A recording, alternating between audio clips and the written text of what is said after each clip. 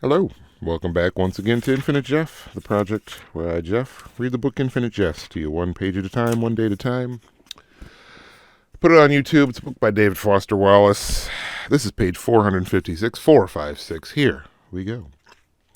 Banks of frozen leaves along the fence. At the horizon to the north, a bulbous cone of picric clouds that gets taller by the hour as the Methuen Andover borders mammoth effectuators force northern MAs combined oxides north against some sort of upper air resistance, it looks like.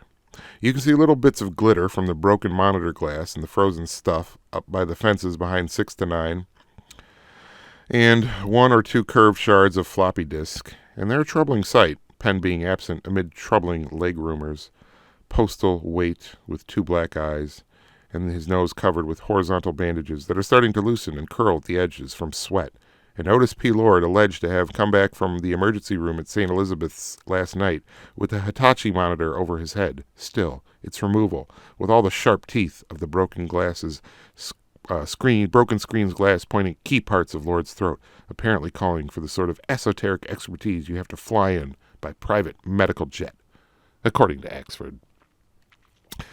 They all get on the outside of 3 cones of Gatorade, bent or squatting, sucking wind, while Shit stands at a sort of parade rest with his weatherman's pointer behind his back and shares overall impressions with the players on the morning's work thus far.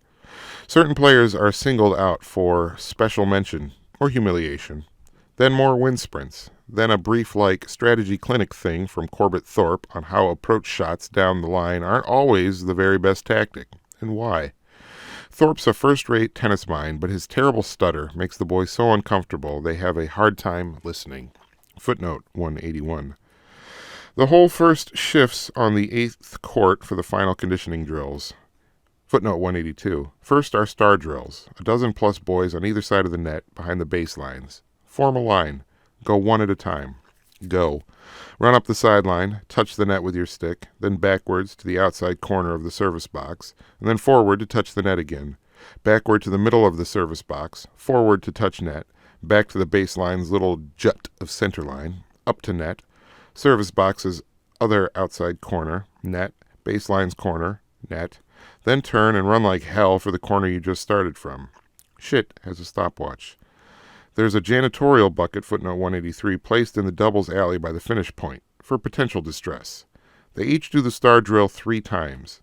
Hal has 41 seconds and 38 and 48, which is average both for him and for any 17-year-old with a resting pulse rate in the high 50s.